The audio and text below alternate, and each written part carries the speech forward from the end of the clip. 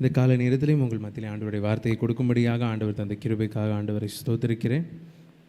இன்றைக்கும் நான் தியானிக்கும்படியாக ஆண்டவர் நம்மளுக்கு கொடுத்திருக்கிற வேத பகுதி மத்தேயு 18வது அதிகாரம் 3வது வசனம். மத்தேயு 18வது அதிகாரம் 3வது வசனத்தை இன்றைக்கு நாம் தியானிப்போம். நீங்கள் மனம் திரும்பி பிள்ளைகளைப் போல் ஆகாவிட்டால் பரலோக ராஜ்யத்தில் பிரவேசிக்க மாட்டீர்கள் என்று மெய்யாகவே உங்களுக்கு சொல்லுகிறேன். நீங்கள் மனம் திரும்பி பிள்ளைகளைப் போல் ஆகாவிட்டால் பரலோக ராஜ்யத்தில் பிரவேசிக்க மாட்டீர்கள் என்று மெய்யாகவே உங்களுக்கு சொல்லுகிறேன். இந்த வார்த்தைகளை ஆண்டவர் தம்முடைய சீஷர்கள் அவரிடத்தில் ஒரு கேள்வியை கேட்கும்போது அந்த கேள்விக்கு ஆண்டவர் பதிலாக இந்த இடத்துல இந்த வார்த்தையை ஆண்டவர் சொல்கிறார். 1வது வசனம் அதே அதிகாரத்தில் நம்ம பார்க்கும்போது ஆண்டவரே பரலோகத்தில் யார் பெரியவனாக இருப்பான் அப்படின்னு சொல்லி கேட்கும்போது அந்த இடத்துல ஆண்டவர் அதற்கு ஒரு பதிலாக அந்த இடத்துல ஒரு சிறு பிள்ளையை அழைத்து அவர்களுக்கு நடுவில் நிறுத்தி ஆண்டவர் இந்த வார்த்தையை சொல்கிறார். நீங்கள் சிறு பிள்ளையை போல் ஆகாவிட்டால் பரலோக ராஜ்யத்தில் பிரவேசிக்க மாட்டீர்கள் என்று மெய்யாகவே உங்களுக்கு சொல்லுகிறேன். அடுத்த வசனத்தில் ஆண்டவர் தொடர்ச்சியாக சொல்லுகிற காரியம் இந்த பிள்ளையை போல் நீங்கள் உங்களை தாழ்த்தாவிட்டால் அப்படின்னு சொல்லி அந்த இடத்துல ஒரு தாழ்மையை குறித்து அந்த இடத்துல சொல்லப்பட்டிருக்கிற காரியம். அப்போது நீங்கள் மனம் திரும்பி பிள்ளைகளைப் போல் ஆகாவிட்டால் அப்படின்றது தான் இன்றைக்கி நாம் தியானிக்க போகிற மிக முக்கியமான ஒரு காரியம். அப்போது பிள்ளைகளைப் போல் ஆகணும், இந்த காரியங்களை நம்ம யோசிக்கணும் அப்படின்னா அப்போ பிள்ளைகளுடைய கேரக்டர்ஸ் என்ன? சிறு பிள்ளைகள் நம்ம அனுதினமும் நம்ம பார்க்குறோம், நம்ம வீடுகளில் பிள்ளைகள் இருக்கிறாங்க.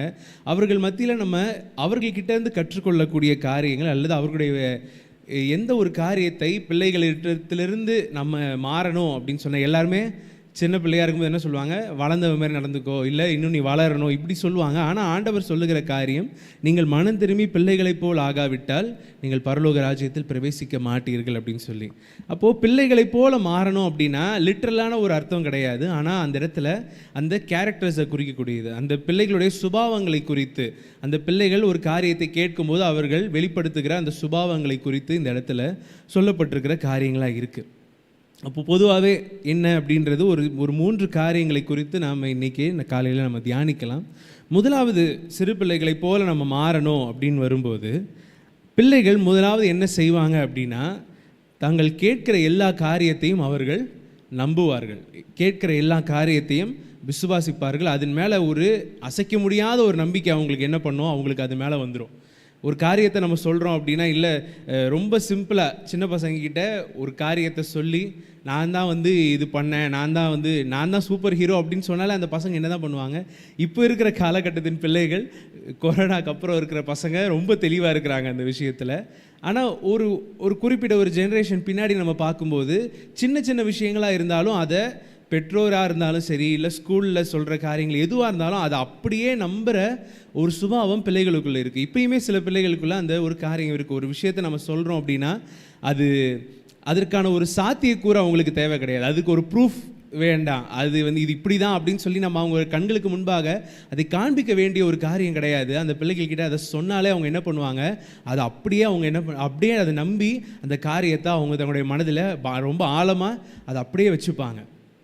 என்னுடைய ரிலேட்டிவ் ஒரு பாப்பா கிட்ட கூட அவள் குழந்தையாக இருக்கும்போது மூன் எங்கே இருக்குது அப்படின்னு கேட்டால் வானத்தில் இருக்குது அப்படின்னு சொல்லி கை காட்டுவாள். அப்போது அவகிட்ட நாங்கள் எங்களுடைய கசின்ஸ் எல்லாம் சேர்ந்து சொல்லுவோம், நான் அந்த மூனை நாங்கள் தான் கொண்டு போய் மேலே வச்சோம் அப்படின்ட்டு.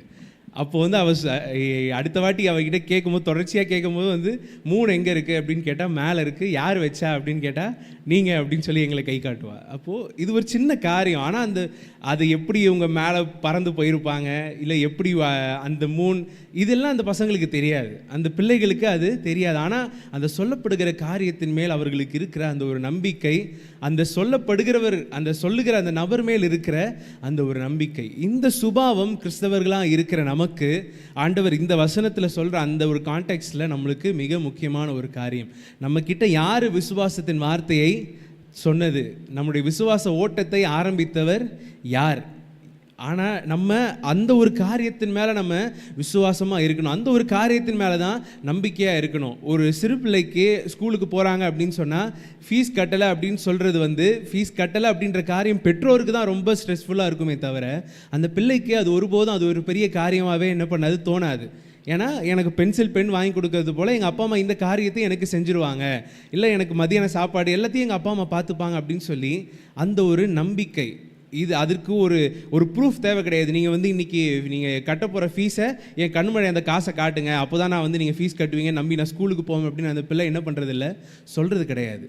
நான் கட்டிடுவேன் அப்படின்னு அந்த பெற்றோர் சொல்லுகிற அந்த வார்த்தையை அந்த பிள்ளை நம்புது. அதே போல் நம்மளும் இந்த கிறிஸ்தவ வாழ்க்கையில் நம்ம போகும்போது ஆண்டவருடைய வார்த்தைகள் நம்மளுக்கு வருது. ஆண்டவருடைய விசுவாச வார்த்தைகள் நம்ம வேதத்தை வாசிக்கும் போது, இல்லை சபை கூடி வரும்போது நமக்கு ஆண்டவர் நம்மோடு பேசுகிற அந்த வார்த்தைகள் எல்லாம் நம்ம கேட்கும்போது ஆண்டவருடைய வார்த்தை பிரத்யட்சமாக நமக்கு முன்பாக வருது. ஆனால் வரும்போது நம்ம என்ன பண்ணுறோம், அந்த வார்த்தையை டைசெக்ட் பண்ணுறோம். அந்த வார்த்தையை ரொம்ப அனலைஸ் பண்ணி ரொம்ப இன்டெப்த்தாக போய் ஆண்டவர் ஒரு ரொம்ப விசுவாசமான ஒரு வார்த்தையை நம்மக்கிட்ட கொடுத்தா கூட அந்த வார்த்தையில் ஒரு அவிசுவாசத்தை நம்மளே ஏற்படுத்திடுவோம். இல்லை இது நடக்காது, இது பண்ண முடியாது, ஏன்னா இதை செய்கிறதுக்கான ஃபினான்ஷியல் ஸ்டேட்டஸ் எனக்கு இல்லை, இதை செய்கிறதுக்கான பேக்ரவுண்ட் எனக்கு இல்லை, இதை செய்கிறதுக்கு இல்லை ஆண்டவர் என்னை உயர்த்துவேன்னு சொன்னால் அதுக்கான ஞானம் என்கிட்ட இல்லை அப்படின்னு சொல்லி ஆண்டவர் எவ்வளவாய் வார்த்தைகளை கொடுத்தாலும் அதை நம்பாதபடிக்கு சூழ்நிலைகளையும் சந்தர்ப்பங்களையும் நம்ம ஒரு காரியத்தை பார்த்தால் மட்டுமே நம்ம நம்பக்கூடிய ஒரு நிலைமையில் நம்ம இருக்கிறோம்.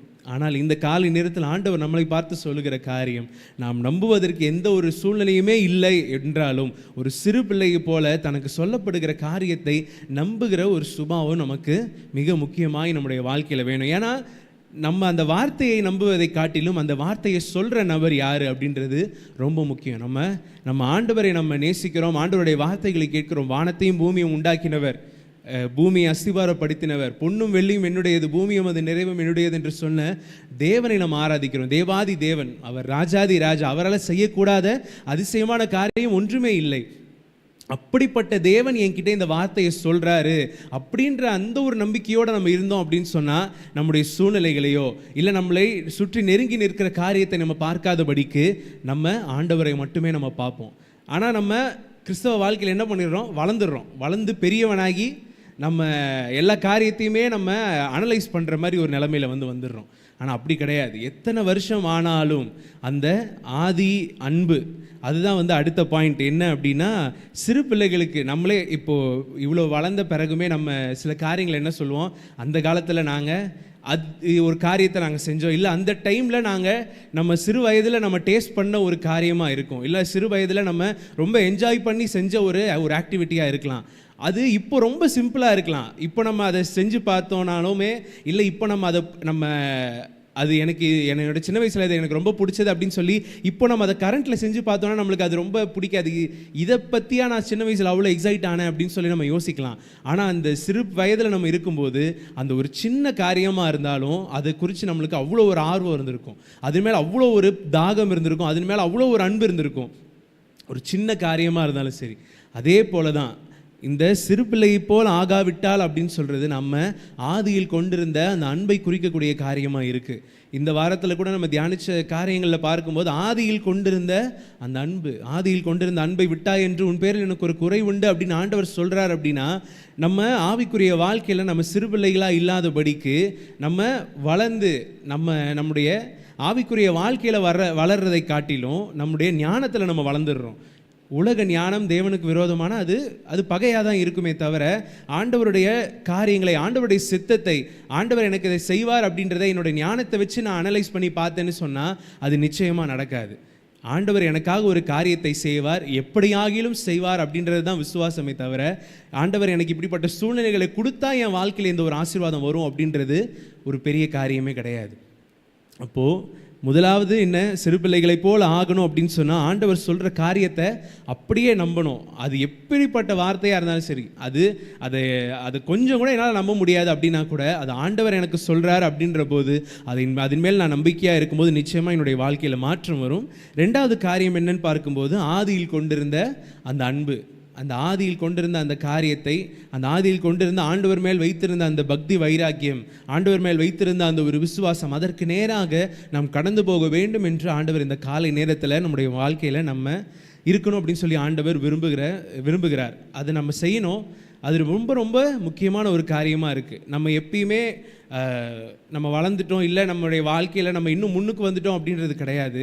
எப்பயுமே ஆண்டவருடைய சமூகத்தில் வந்து உட்கார்ந்தோன்னு சொன்னால், எப்போ ஆண்டவருடைய சமூகத்தில் ஆராதனை என்று ஒரு அமர்ந்தாலுமே உடனே நம்ம எப்படி நம்ம முன்பாக நம்ம ஆராதிப்போமோ, இப்போது ரொம்ப இதாகிட்டோடனே ரொம்ப சொஃபஸ்டிகேட்டடாக இல்லை ரொம்ப சத்தம் போடாமல் அப்படி கிடையாது.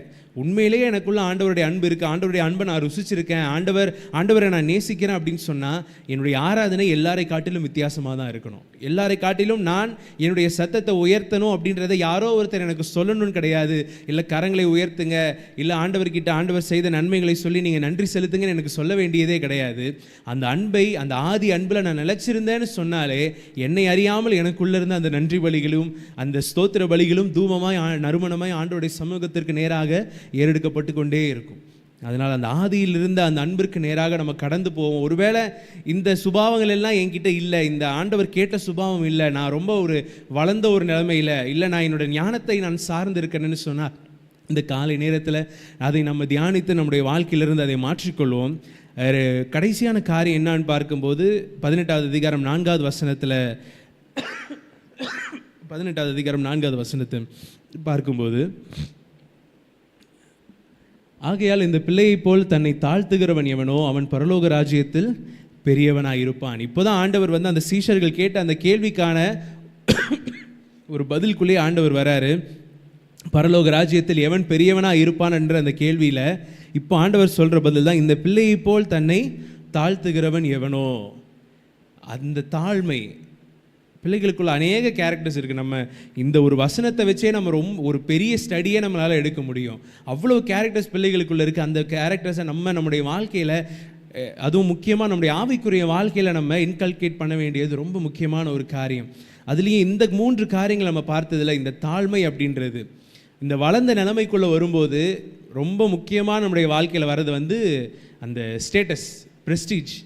நான் வந்து இந்த நிலைமையில் நான் இருக்கேன், இதை விட்டு நான் எப்படி இறங்கிறது, இல்லை நான் ஒரு ரொம்ப ஒரு சுமூகமான ஒரு சூழ்நிலையில் இருக்கிறேன், இந்த சூழ்நிலையை நான் எப்படி மற்றவங்களுக்காக நான் மாற்றிக்கொள்வது, இல்லை நான் ஏன் மாற்றிக்கணும் அப்படின்ற அந்த ஒரு நிலைமை. ஆனால் பிள்ளைகள் எல்லா காரியத்திலையும் ரொம்ப அட்ஜஸ்ட் பண்ணிப்பாங்க. என்ன ஒரு காரியமாக இருந்தாலும் அந்த காரியத்தில் தங்களை தாழ்த்துகிறது அந்த பிள்ளைகளுடைய ரொம்ப ஒரு வழக்கமான ஒரு காரியமாக இருக்கும். நம்மளே சின்ன பிள்ளையாக இருக்கும்போது நம்ம அப்படி தான் இருந்திருப்போம். அதே போல் இந்த தாழ்மை நம்ம இன்றைக்கு பார்த்து இந்த 3 காரியங்கள், ஒன்று சொல்லப்படுகிற காரியத்தின் மேல் அந்த ஒரு விசுவாசம், 2வது அந்த ஆதியில் கொண்டிருந்த அன்பு, 3வது தாழ்மை. இந்த 3 காரியங்கள் தான் நம்ம பிள்ளைகளைப் போல நம்ம இன்னைக்கு நம்ம மாறணும் அப்படின்னு ஆண்டவர் நம்ம இடத்துல விரும்பி நம்ம கிட்ட ஆண்டவர் சொல்லுகிற ஒரு காரியமாக இருக்குது. இந்த 3 காரியங்கள் நம்முடைய வாழ்க்கையில் இருக்கா? ஆண்டவர் எந்த வார்த்தையை சொன்னாலும் அந்த வார்த்தையை நான் உடனே அனலைஸ் பண்ணி நான் இப்போ இருக்கிற நிலைமையில் நான் யோசிச்சு பார்க்குறேன்னா, இல்லை ஆண்டவர் எனக்கு இந்த வார்த்தையை சொல்லிட்டாரு, இல்லை ஆண்டவர் எனக்கு இதை செய்வேன்னு சொல்லிட்டாரு, நிச்சயமாக எனக்கு தருவார், நிச்சயமாக எனக்கு செய்வார்னு சொல்லி நான் விசுவாசிக்கிறேனா? இல்லை நான் ரொம்ப ஆவிக்குரிய ரீதியில் நான் வளர்ந்துட்டேன் அப்படின்ற ஒரு நினைப்பில் நான் ஆண்டவரை ஆராதிக்கிறதுலையும் ஆண்டவரை விடுதலையோடு ஆராதிக்காதபடிக்கு என்னுடைய ஆதியிலிருந்து அந்த அன்பை மறந்து போய், ஆதியில் நான் ஆண்டவர் மேல் வைத்திருந்த அந்த ஒரு பக்தி வைராகியத்தில் குறைஞ்சி போய், ஆதியில் நான் எப்படி ஆண்டவருடைய காரியங்களில் ரொம்ப உண்மையாக இருந்தனோ, சபை கூடி வருதல், வேத வாசிப்பு, ஜெபம், இதிலெல்லாம் நான் உண்மையாக இருந்தனோ, இப்போ நான் அதில் இல்லாதபடிக்கு நான் வளர்ந்துட்டேன் அப்படின்ற ஒரு நிலைமையில் நான் இருக்கிறேனா? இல்லை கடைசியாக தாழ்மை இல்லாதபடிக்கு பெருமையுள்ள சிந்தனைகள் எனக்குள்ளே இருக்கா? எந்த விஷயத்துலையும் யாருக்காகவே நான் மாற்றிக்க மாட்டேன், எந்த விஷயத்திலும் நான் என்னை தாழ்த்திக்க மாட்டேன்ற ஒரு நிலைமையில் இருக்கிறோமா? இந்த 3 காரியங்களை நாம் தியானித்து பார்ப்போம். நம்மை நாமே நிதானித்து அறிந்தால் நாம் நியாயம் தீர்க்கப்படும். அதனால் இந்த காரியங்களை அப்படியே நம்ம கண்களை மூடி நம்ம தியானித்து ஆண்டவருடைய சமூகத்தில் ஒப்புக் கொடுப்போம். இந்த 3 காரியங்கள் நீங்கள் மனம் திரும்பி பிள்ளைகளைப் போல் ஆகாவிட்டால் பரலோக ராஜ்யத்தில் பிரவேசிக்க மாட்டீர்கள் என்று மெய்யாகவே உங்களுக்கு சொல்லுகிறேன் என்று சொல்லி ஆண்டவரே இந்த காலை நேரத்தில் எங்களோடு பேசினீங்களே ராஜா, அதற்காக உமக்கு நாங்கள் நன்றி செலுத்துகிறோம். ஆண்டவரே, சிறு பிள்ளைகள் ஆண்டவரை எந்தெந்த காரியங்கள் அவங்க எப்படி இருப்பாங்கன்னு சொல்லி நாங்கள் தியானித்து பார்த்தோம். அதில் அநேக காரியங்கள் ஆண்டவரை எங்களுடைய வாழ்க்கையில் இல்லை தகப்பனே. ஒரு வளர்ந்த ஒரு நிலைமையில் இருக்கிறோம். எங்களுடைய புத்தியில், எங்களுடைய ஞானத்தில், எங்களுடைய திறமைகள் இல்லை ஆண்டவரை, எங்களுடைய சந்தர்ப்ப சூழ்நிலைகள் மேல் நாங்கள் சார்ந்து இருக்கிறோம் தகப்பனே. அநேக நேரத்தில் அந்த வார்த்தைகள் இடத்துல சொன்ன தேவாதி தேவனை மறந்துவிட்டு நாங்களுடைய சூழ்நிலைகளை நாங்கள் நோக்கி பார்த்து கொண்டு இருக்கிறோமே தகப்பனே. அப்படி இல்லாதபடிக்கு ஆண்டவரை இந்த காலை நேரத்தில் ஒரு மனந்திருந்தலோடு நாங்கள் ஒப்புக் கொடுக்கிறோம் அப்பா. அந்த வார்த்தையை ஆண்டவரே எங்களுக்கு எங்களுக்கு நீர் தந்த வாக்குத்தத்தங்கள், நீர் எங்களுக்கு ஆண்டவரே கொடுத்த எல்லா வார்த்தைகளை நாங்கள் விசுவாசிக்கிறோம் தகப்பனே. அந்த வார்த்தைகளை எங்களுக்கு சொன்னது, அந்த வார்த்தைகளை எங்களிடத்துல பேசினது ஏதோ சாதாரணமான ஒரு மனிதன் அல்ல தகப்பனே. தேவாதி தேவன் நீர் எங்களுக்கு இந்த வார்த்தையை கொடுத்திருக்கிறீர் என்று ஆண்டவரே நாங்கள் உண்மையில் விசுவாசம் வைக்கிறோம் தகப்பனே. நிச்சயமாய் அதை எங்களுக்கு செய்து முடிப்பீர் என்று நாங்கள் நம்புகிறோம் அப்பா. ஹல்லேலூயா. அந்த ஒரு விசுவாசத்திற்குள்ளாக எங்களை கொண்டு வாங்க தகப்பனே. ஆதியில் கொண்டிருந்த அந்த அன்புக்குள்ள எங்களை திரும்பி கொண்டு வாங்க ராஜா. ஆண்டவரே ஸ்தோத்திரம். நாங்கள் வளர்ந்துட்டோம், இல்லை இதற்கு மேலே நான் இப்படி ஆராதிக்கணும், நான் இப்படி வேதத்தை வாசிக்கணுன்ற ஒரு நிலைமை இல்லைன்றது கிடையாது தகப்பனே. அனுதினமும் உங்களுக்குள்ளாக வளர்கிற ஆண்டவரே ஒரு குழந்தையை போல நாங்கள் இருக்க எங்களுக்கு கிருபையை தாங்க தகப்பனே. எங்களை தாழ்த்துகிற ஒரு நபர்களாய் நாங்கள் இருக்க கிருபை தாங்க ராஜா. எந்த ஒரு மேட்டிமையான சிந்தனைகளோ பெருமைகளோ எங்களுக்குள்ள வராதபடிக்கு எல்லா சூழ்நிலைகளையும் ஆண்டவரே உம்முடைய சமூகத்தில் எங்களை தாழ்த்துகிறவர்களாக நாங்கள் இருக்கும்படியாக எங்களை ஒப்பு கொடுத்து ஜெபிக்கிறோம் ராஜா. எங்களை ஒப்பு கொடுக்கிறோம். எங்களை முற்றிலுமாக மாற்றி உமக்கு ஏற்ற பிள்ளைகளாய் நீர் வணைந்து கொள்ளும்படியாக ஒப்பு கொடுக்கிறோம் தகப்பனே. ஆண்டவரே இந்த காலை நேரத்தில் இம்மட்டுமாக இந்த ஜெபத்தில் கலந்து கொண்டு உம்மை துதித்து உம்மை ஆராதித்த எல்லா தேவ பிள்ளைகளும் நம்முடைய சமூகத்தில் ஒப்பு கொடுக்கிறோம் அப்பா. ஆண்டவரே ஸ்தோத்திரம். அவர்கள் எந்தெந்த காரியங்களுக்காக ஏங்கி நிற்கிறார்களோ, எந்தெந்த காரியங்கள் தங்களுடைய வாழ்க்கையில ஆசீர்வாத குறைச்சலாக இருக்கிறது என்று சொல்லி அவர்கள் நம்புகிறார்களோ தகப்பனே, அந்த காரியங்களை நீதாமே ஆசீர்வாதமே அவர்களுக்கு கொடுக்கும்படியாக ஒப்பு கொடுக்கிறோம் ராஜா. நீங்க முற்றிலுமாக பொறுப்பெடுத்துக் கொள்ளுங்க தகப்பனே. இன்றைய நாளைக்கு தேவையான எல்லா கிருபைகளை தாங்க ஆண்டவரே. போக்கிலும் வரமும் கிருபையின் கரம் அவர்களோடு இருக்கட்டும் அப்பா. அவர்கள் கையிட்டு செய்கிற எல்லா காரியத்தையும் அவர்களுக்கு ஜெயமாக மாற்றி தாங்க தகப்பனே. எந்த தோல்விகளோ ஆண்டவரே, எந்த சத்துருவின் சோதனைகளோ அவர்களை மேற்கொள்ளாதபடிக்கு தகப்பனே நல்ல சமாதானத்தை கொடுங்க ராஜா. குடும்பங்களுக்குள்ள நல்ல சமாதானத்தை தாங்க தகப்பனே. கணவன் மனைவிக்குள்ள ஒரு நல்ல சமாதானத்தை தாங்க தகப்பனே. ஹல்லேலூயா. சமாதானத்தை விரும்புகிறவர் யெகோவா ஷாலோம். ஆண்டவரே நீர்தாமே எங்களுடைய குடும்பங்களுக்குள்ளாக குடியிருக்கும்படியாக ஒப்பு கொடுக்கிறோம் அப்பா. எந்த சண்டை சச்சரவுகளும் இல்லாதபடிக்கு, எந்த போராட்டங்களும் இல்லாதபடிக்கு ஒரு நல்ல சமாதானமான ஒரு வீடாக ஆண்டவரே ஸ்தோத்திரம். விசுவாச பிள்ளைகளுடைய வீடுகள் ஆண்டவரை குட்டி பரலோகமாக இருக்கும்படியாக முற்றிலுமாக உடைய கரங்கள் நாங்கள் ஒப்பு கொடுத்து ஜெபிக்கிறோம் ஆண்டவரே. நீங்க பொறுப்பெடுத்துக் கொள்ளுங்க, நீங்க ஆசீர்வதிங்க ஆண்டவரே. நீங்க தாமே பலப்படுத்தி நடத்தும்படியாக உடைய கரங்களில் ஒப்பு கொடுக்கிறோம் அப்பா. துதிகன மகிமையெல்லாம் ஒருவருக்கே எடுக்கிறோம். இயேசு கிறிஸ்து மூலமாய் ஜெபிக்கிறோம் எங்கள் ஜீவனுள்ள எங்கள் நல்ல பிதாவே. ஆமேன் ஆமேன். என் ஆத்துமாவே கர்த்தரை ஸ்தோத்ரி, என் முழு உள்ளமே பரிசுத்த நாமத்தை ஸ்தோத்ரி. என் ஆத்துமாவே கர்த்தரை ஸ்தோத்ரி, கர்த்தர் செய்த சகல உபகாரங்களையும் மறவாதே. ஆமேன் ஆமேன். கர்த்தர் உங்களை ஆசீர்வதிப்பாராக.